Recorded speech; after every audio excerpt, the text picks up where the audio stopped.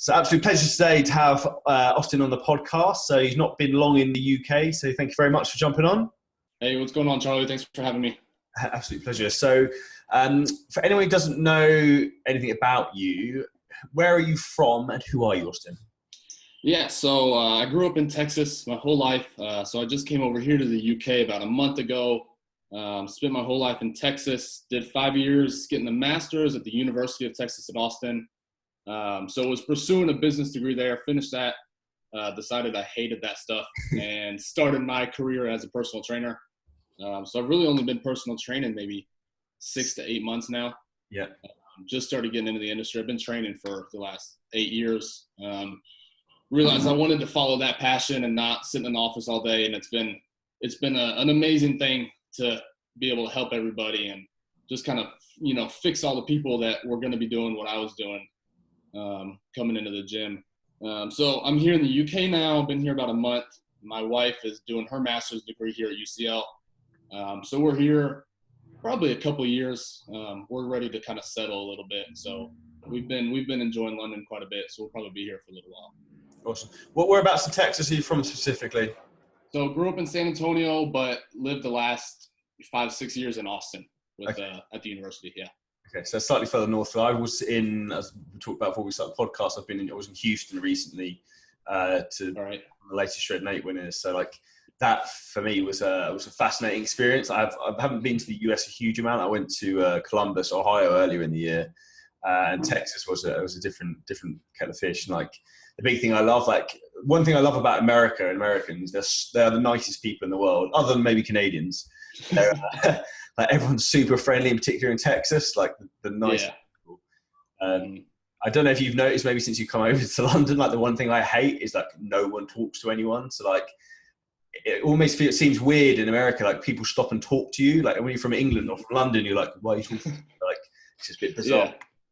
Yeah, that's definitely been a thing here. I moved over here not knowing anybody and was expecting, in the US, people come up to you in the gym, be like, hey man, what's going on? What are you working out? And it's been a little bit different here. So yeah, maybe I need to be the nice guy and start talking to people. So obviously one of the things we're going to talk about today in depth was the cultural differences in terms of fitness, food, and a bit of the obesity issues that are in the US quite heavily, in Texas as well, and particularly obviously it's coming towards the UK. Would you say there's any big positives or anything you've learned since you've been in the UK from anything slightly different here with maybe a fitness or training approaches or anything from that side culturally? Yeah, so fitness is one thing, but just general health has been much better here.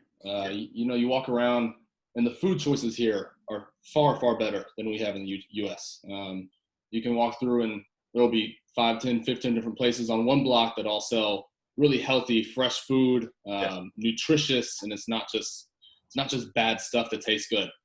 So I don't know what it is that led to that, but when you go into the gyms here, everybody's just generally fairly healthy. They're working to maybe improve their physiques, whereas in the US, everyone's fighting to lose weight and just get healthy and fight against those weight-related diseases and things like that. So it's a big difference. I don't know what culturally led to that far shift between the two, but it's very clear being here that everyone's just healthy. It's nice. That's interesting. The big thing I noticed, the first time I went to the States earlier in the year to Columbus, I would say America seems more like the land of extremes in terms of even the wealth, the poverty gap, and but then the size of people. So someone here might be a little bit overweight, but then people in the US are huge to the point where you can't walk and extreme obesity, which is quite shocking to see in some respects. Yeah, there's obviously going to be a few people here at the gym always that are a little bit overweight, but it's not to the point where you're just kind of worried for them. Whereas as a coach and a trainer, where they would come in and be like, yeah, maybe you could lose 10 to 20 pounds, and it's not something where you have to have that conversation of you're putting yourself at risk for some serious diseases here. So it's definitely a big difference in just big time obesity in the US, and that's a major problem that everyone's facing there right now. I think one of the things I said to you earlier was that fascinates me is similar in Dubai is that you have the you have the root cause, you have the solution and the problem at the same time is so big. Like you've got like all these restaurants that serve huge portions, like super calorie dense and like amazing tasting food, but incredibly fattening. But then you've also, on the other hand, you've got like the best gyms, best supplements, the best trainers. So you've got the problem and the solution all wrapped up together. But it's almost like a money-making Ponzi scheme together to like bounce one to the other almost. Yeah, it's a vicious cycle for some people, just flip-flopping back and forth between spending thousands of dollars on a trainer and then going and spending all your money on alcohol and food, and just back and forth. It's a lifetime fight for some people that just the culture of the U.S. kind of starts to put people in, and it's sometimes sad to see people go through that. I think out of curiosity, do you find, because obviously in the States you can't drink till you're 21 and it's slightly more frowned upon, or we're like slightly more liberal in Europe. Do you think that has like realistically you would expect that the fact that people can't drink until they're slightly older, that it would make it less likely that they'll get into that? But does that really have much of an influence? I mean, generally not really. I mean, if you want to drink in the US, you're going to get your hands on some alcohol. I find that it leads to more of a binge drinking problem. Yeah. Same thing with people binge eating. I mean, you get a weekend where you finally get someone to buy you some beer and you binge because you actually have it, rather than it being like just a night out with the boys and having a couple beers. It becomes a problem every weekend. You know, teenagers are like, where am I going to get my alcohol and how much can I drink this weekend? And it starts that problem there.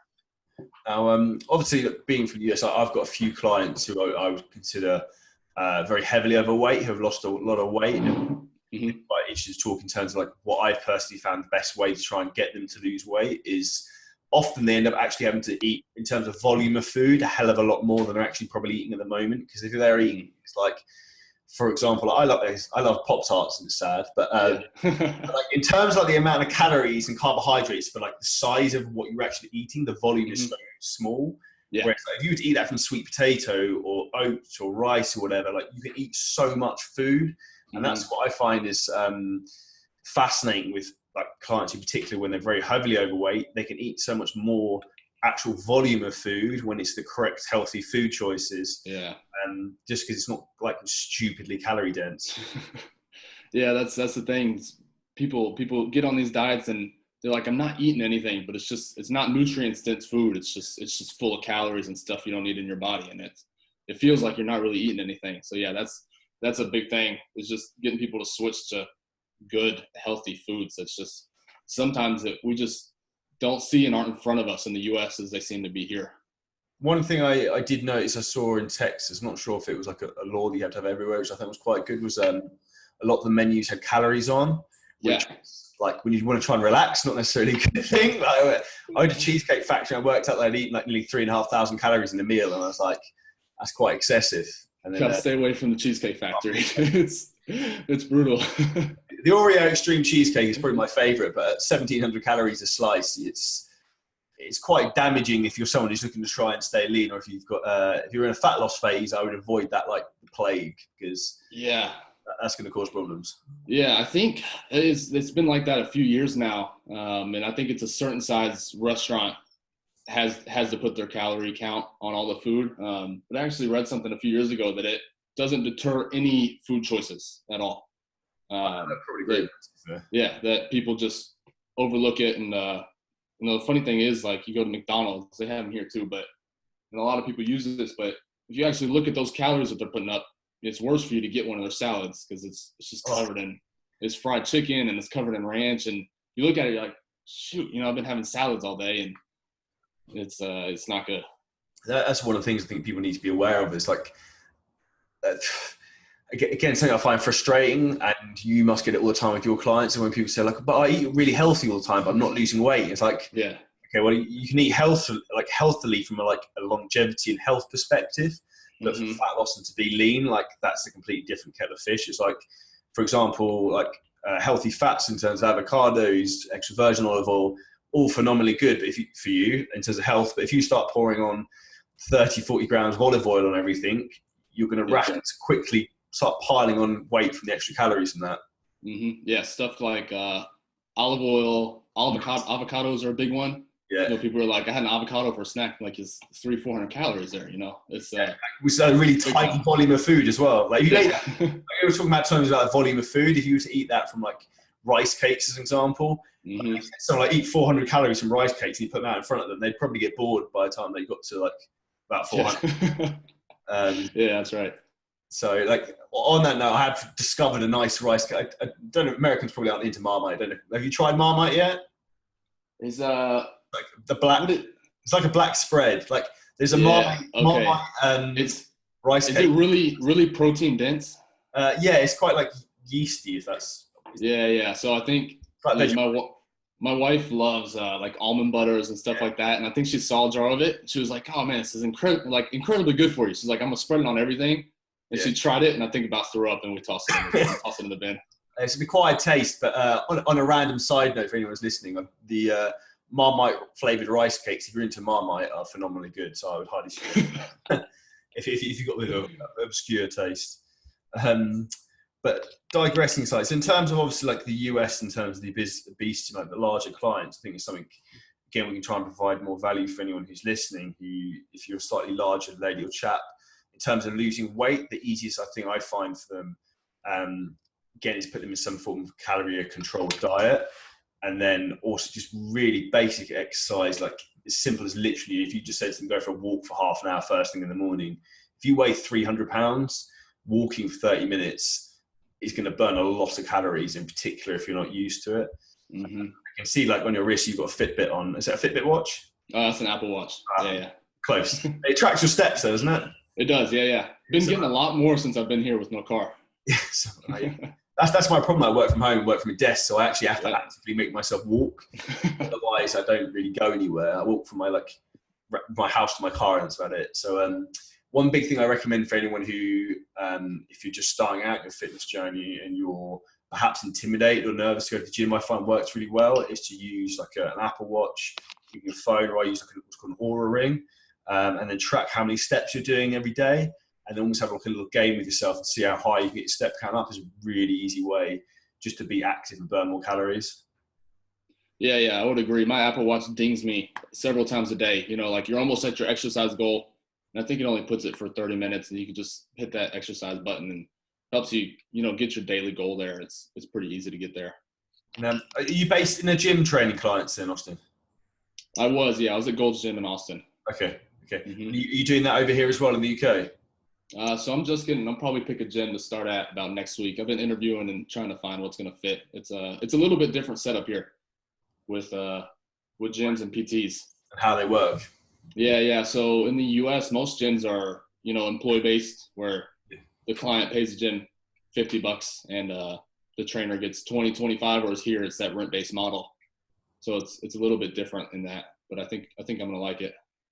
Yeah, I think it's the UK fitness industry is a big opportunity, I think, for people like yourself with a lot of experience if you're coming from the US. Like, what you're talking about, obviously you tell from your own physique, because unfortunately there's a lot of people who go into personal training and like having been there and done that and done all the wrong things for a long time.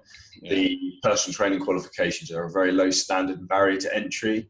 And I don't think they really fail anyone, to be perfectly honest. I did mine like 10 years ago. And what I knew when I did that 10 years ago, like compared to now, is like night and day. And every like 6 months, I feel like you just never stop learning. I think to the point where you feel like you know everything, you know nothing, if that makes sense. Yeah, of course. But yeah, the same thing, personal training exam really teaches you nothing about training clients. It's some science here and there, but there's not much there in that. So it's definitely something that you need to be experienced in before you jump into it and start helping other people.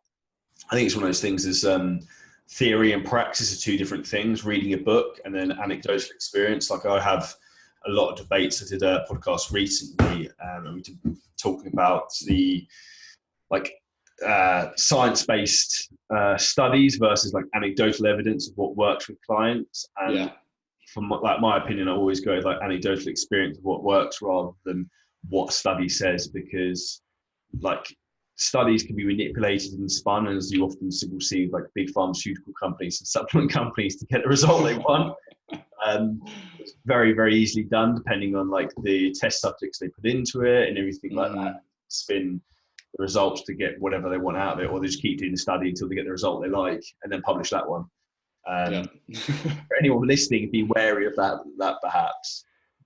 In terms of obviously you coming over from the US with your fitness experience, what would be the big tips you'd have for anyone who's perhaps slightly heavier, who's looking to lose weight? Do you have any sort of like set protocols or things you like to start people off with? My first go-to is just to get them tracking their food and understanding what's going in. That's the biggest thing, is people they don't know what they're eating. Yeah. So just understanding, because, I'll start with a client and I'll say, all right, next week when you come back, I want you to have your food tracked. And then I'll start talking them through, what they ate in the previous week. And they're like, oh, okay, I went to Chipotle and, I got some rice and beans. And they don't think about, oh, I put avocado, I put sour cream on it, I had beef on it, and all of these extra things that are just adding calories into the diet. So that's always my start, is just, and that's my philosophy as a coach, is just education, giving out that information so clients can take that and move on from there and actually learn what's going to help them do better in the future. That's I think the greatest word you've ever said then is learn. And I think that's what, like, people need to invest in themselves, because if you invest in yourself and you learn, then, like, if you learn from you, for example, how to like be aware of what you're eating, then that's a skill, and that's a gift that you will then have for life, that you'll be able to stay lean or lose weight as and when you want to, because you're actually aware and conscious of what you're consuming on a day-to-day basis, rather than like being ignorant almost. I think if you can't quantify something in terms of what your calorie intake is or your calorie output is, then you can't control it, essentially. Yeah. And the thing is a lot of times people are only gaining, 1 pound a month, and it's not that many calories over a day's period. It's 50, 100 calories. And so just understanding what the few things are that are putting them over the line and cutting those out, it becomes a learning thing, and then a lifelong habit of, these are the things that I can avoid. And, this is about how much I eat in a day, because, 99% of us aren't going to track our macros for a whole life. We're going to understand what we're eating at the beginning, track our stuff, and then realize, all right, this is just intuitive eating. This is what I need to put in my body. It's one of those things that people say to me, like, do you weigh your food every single meal? And like, if I'm at home, I will do. But like, generally, once you weighed out, for example, like 160 grams of chicken, if you've done it like 100 times, you're probably pretty much eyeball like 5 to 10 grams. And like 5 to 10 grams over or under isn't necessarily an issue. Like, what I would say to anyone, if you're in a fat loss phase, always try and slightly underdo it rather than overdo it. Particularly, say, like, if you're eating out or anything like that, I'd always overestimate slightly how many calories there are in something and just play it safe. Because generally, when you tend to eat out in a lot of restaurants, the problem is you tend to find is a lot of the food has a lot higher fat content, because the oils they tend to cook everything in, which quickly racks up the overall calories. Like, I've been traveling a shit ton recently. Like, last month I was only in the UK like 12 days, and it was that's the difficult thing, is trying to keep your diet together, is like trying to keep the calories down enough. So I purposely put myself into like a gaining phase, because I wanted to try and traveling. So I was like, rather than trying to be super king anal and stay super lean all the time, I was like, let's try and push the calories up a little bit and enjoy yourself a bit, and you can get away with it a bit. So that's quite a take-home point I'd take with anyone, is if you've got like, base your yearly goals in terms of like breaking them up into like cutting and bulking depending on your schedule for the year. So generally, I find it easier to cut when you've got a clear diary and you've got perfect structure and routine, just because then you're less likely to get led astray. Whereas if you're going on holiday, you don't necessarily want to be trying to get super lean during that phase. Chances are you probably want to try and enjoy yourself a little bit while you're away. Yeah, absolutely, for sure. Your fitness should line up with your life as much as it can. It shouldn't consume everything you're doing. Yeah, it's a slippery slope, I think, that with social media now as well. Like you mentioned to me in terms of, I was at the Alphalete gym in Texas, like, that's a funny melting pot of people in a weird respect, because have you ever been there? I haven't been to the Alphalete gym. I haven't been to Houston in probably 8 years. It's too hot for me. I was shocked how like tropical it was, to be fair. I felt like might be a bit of Mexico, like tropical humidity almost. It's just, the air's just wet. Yeah, it's just damp. It's not nice. But in terms of like the gym there, it had you could see it had a bit of a funny vibe with some people in there who were obviously very heavily influenced by what they were doing for social media, which is cool. And the fact like that's what you and me obviously both doing, what we're doing now on the podcast, but you can tell when people only train or try and do certain things to portray a certain appearance rather than for necessarily the end goal they want to achieve for themselves. Which sure. Yeah, definitely. And I could definitely see that at the Athlete Gym, given how much, I think that was kind of built on social media from Christian Guzman and his whole thing. And so I could see a lot of people going there thinking, I'm going to do the same thing and putting their focus into social media and building their Instagram, and they don't realize that they haven't put the work into their own body yet. No. And like the thing is, like one thing I always like to say is like, if you make yourself so good, like as amazing as a trainer, as a person, as a physique, if that's something you want to do, then like it's a gravitational effect. The better you make yourself, the more people you pull to, the cream will rise to the top, as they say. It's like you make yourself better than everyone else, and then just document the journey of what you're doing along the way and help as many people as you can. Like by law of attraction, you will get to where you want to be. Yeah, absolutely. Yeah, I feel like you shouldn't have to tell people that you're doing the right thing. It should be a visible thing with whatever you're doing. You just with your own training, then how do you set up your own training? What do you kind of do yourself in Austin? So I've been on the same split since I started. I do chest and triceps, back and biceps, shoulders, legs. You can call it the bro split. I've been sitting that for the last 8 years, and kind of the same thing. I've been doing a lot of reading lately that push pull legs might be more optimal in a different split like that. It works for me. It's what I enjoy doing, and so kind of just what we've been talking about. Makes me happy. I'm getting the right amount of volume during the week, and I've seen success with it. So that's the split I've been doing, and I just I roll through it. I don't have like Monday I hit chest, Tuesday I hit back. I just roll through it. When I need an off day, I take it. I just listen to myself, and that's what's made me happy, and kind of why I haven't pursued any type of competition or anything like that. It's just so enjoyable to me. It's more of a passion rather than let me make this a job and tracking everything I do and making it as perfectly optimal as I can. That's for me is what I love. Like I'm very much the same in terms of you have to do what you enjoy and how you feel with your training at the time within reason. Like I used to do the push-pull legs thing for a long time, and then I went in. I've tried loads of stuff recently, like training twice a day, like bro splits, high volume. I'm actually I'm going to go back to doing push-pull legs for a little phase now, but I just go on how I feel at the time and how my schedule is, how much time it is, and how my body feels. Like I feel in a phase where I want to try and train a bit heavier, and like push-pull legs probably optimizes that a little bit more. So it's just, I think, as you said, like doing what you enjoy, almost like when you have some experience and you understand what you're doing within reason, do intuitively what you want to do, and then you'll love the process, and then it doesn't become an effort to then go to the gym and train at all.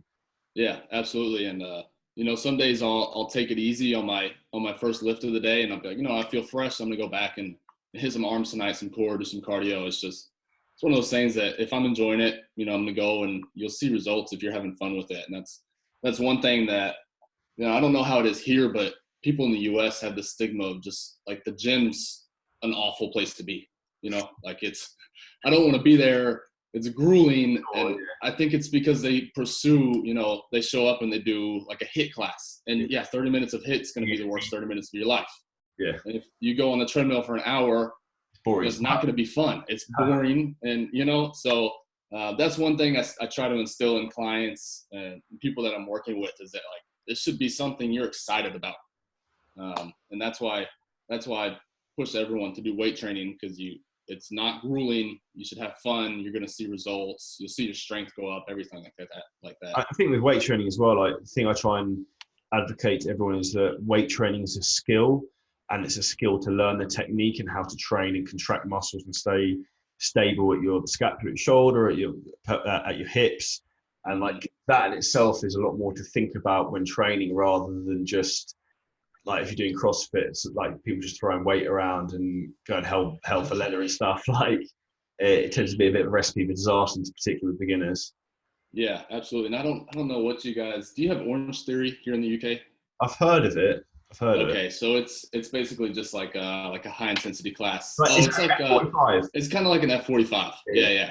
So it's super competitive, super explosive movements. But the people that generally come to these classes are beginners, and they're doing these explosive movements that shouldn't be done by anyone who's not previously trained and functional, just basic, hinge, squat, push, and then they'd show up to golds, be like, dude, my knee hurts, my hip hurts, my shoulder's out of whack. And I'm like, we've been doing Orange Theory and F45 4 days a week, and your body doesn't know how to move right.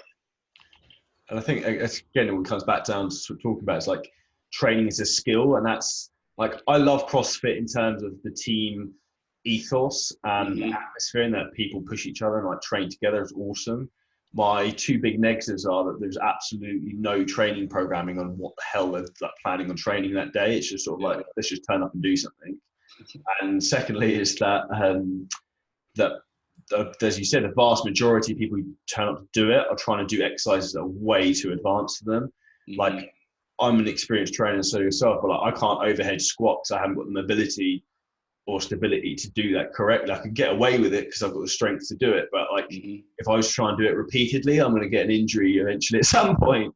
Yeah, exactly. I'm not gonna start doing as many cleans as I can in a minute. I could do a few, but I'm not trained in Olympic movements, and so I'm not just gonna bust those out. So it's sometimes a frustrating thing to see. Also, feel like that's like different. You obviously yourself, you're a tall chap. How tall are you, Austin? 6'4". Why is everyone in the US so big? I go to America, genuinely, I feel short. It's might be a Texas thing. Maybe. Yeah. Do you find any movements more challenging, or machines, or do you have to adapt to your training due to your height? I mean, yeah, first I felt like it was kind of a hindrance. It's like, my range of motion is a lot further. But you bring the bar down and snow on top of it. Yeah. So, but I don't find it to be much different. It's a little bit harder to pack on some muscle mass compared to someone who's 5'6". But also I feel like the benefits are a little bit better. I enjoy being tall. But I'd say the biggest thing I see is some machines are built for more of the average height person. And same thing on the other end of the spectrum.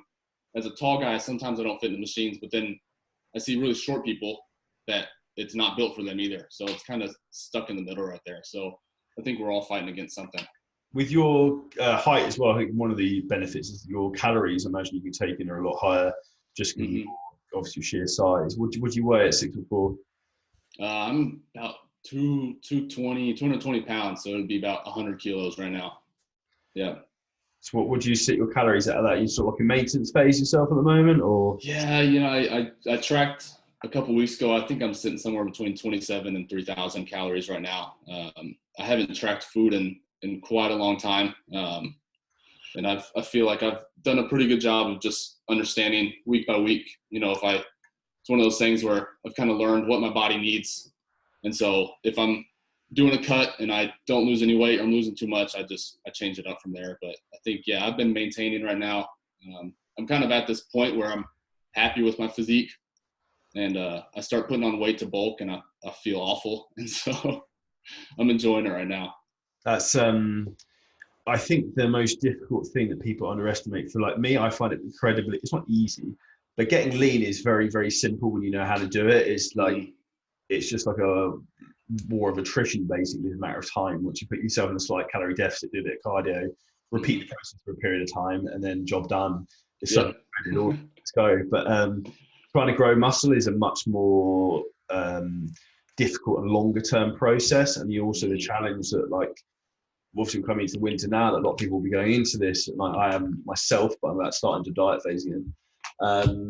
That like when you try and add on muscle tissue at any rate, you will accrue body fat. It's impossible not to, because you have to be in a calorie surplus. So you have to give your body the raw materials to do so. So I think anyone who's listening, who's looking to try and grow muscle, you have to be aware that it's not going to happen overnight, and you will have to like always start in a super lean position, because then it gives you the leeway to come up again with your body fat without getting out of hand.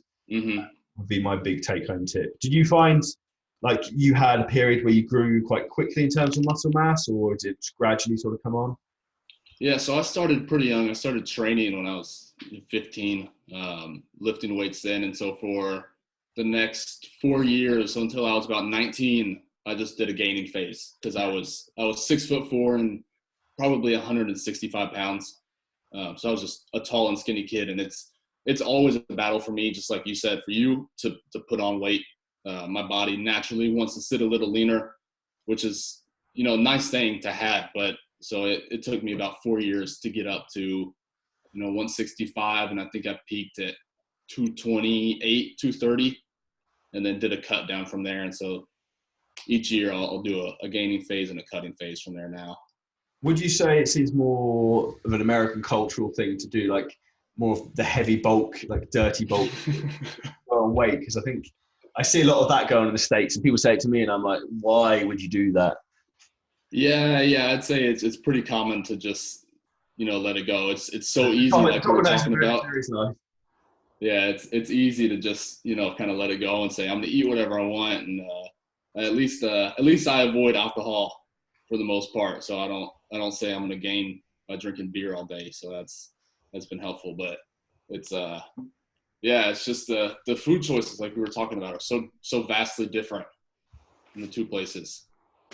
My like even when I went, the two places I got lured into most when I was in Texas were obviously Cheesecake Factory, no given, and then Papacita's, like a Mexican restaurant. Oh yeah. Like, my friend I was with today, like, texted me again today. I was like, I miss Papacita's, and I was like, dude, don't. But like the portions are so big, you can't help yourself. It's just ridiculous. Yeah, well, the good thing for me is that those portions generally, kind of fit my size, and so then I come here and I think I probably eat at Pret like 4 times a week. I love it, but I'll have to get like 3 or 4 meals there. That's an exaggeration, but it's portions are much smaller here. But obviously, it's been paying off for the country and everybody with how healthy everyone's looking here. 100%. You probably have the same thing with yourself with your wife as mine. Like, do you end up finishing off half of her meals when you go out for dinner? Like, does she eat all of her food, or is she? I end up like cleaning up around the table with whoever's left. She can eat. So she usually ends up taking a couple bites off mine, and then I look over her plate to take some of her food, and it's gone. So we have to go out for dessert afterwards sometimes. Jeez. What's your obviously we talked about food, my favorite places in the US. What's your favorite food since you've been in the UK? Then you can't say Pret because that's a terrible. Oh shoot. I'm trying to think of what we had. We went to a pizza place the other night, like Franco something. I don't know if it's Is it Italian? I think so. Yeah, I think so. The pizza was good, but my wife said her salad was awful, so we won't be back there.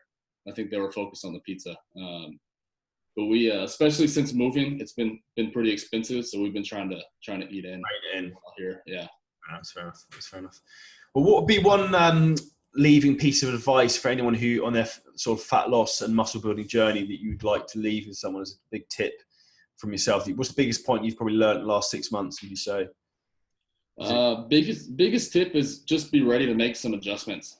That's the biggest thing, is make changes, track your progress. If something's not going right, which is inevitably going to happen, you have to be ready to make some adjustments there. So tracking yourself and know what your goal is. So if you're trying to gain 2 pounds a week or lose 2 pounds a week, be specific. You're somewhere different than that. Then you need to know, if you didn't lose your 2 pounds, not the end of the world. And the next week, don't try and lose 5. Just get back on track and fix it from there. Just not overthinking things is huge. Just be ready to make adjustments. And if you're not experienced, I think a lot of us in the fitness industry realize that, I don't think we would call it wasted, but spent a lot of time trying to teach ourselves in the beginning. Yeah, 100%. 3, 4, 5 years of, doing stuff that we can look back and say, that probably wasn't smart and the right way to go about it. So looking to someone to help you out, hire a coach. It's like we said, it's an investment in your education and your health and your just overall life. No, it's external accountability for me is key in like all aspects of life. And I think it's almost like a less stressful experience in that respect. And you can learn a hell of a lot. And as we said earlier, it's like once you learn that gift of how to train, how to look after your body, like that's a gift you'll then have for life that you can take with you as you go through the journey. Yeah, absolutely. So how can anyone find out a bit about you, Austin? What's the easiest way to reach out to you? Instagram, Facebook? Yeah, Instagram is going to be at Austin. Austin.mfit is my Instagram. Just launched my website. And so just, starting to get into the whole Instagram game, training stuff. It's been fun. I love it so far. Awesome. Absolute pleasure to have you on the podcast there, buddy. And we'll hope to catch up soon. Yeah, thanks a lot, Charlie. Thank you.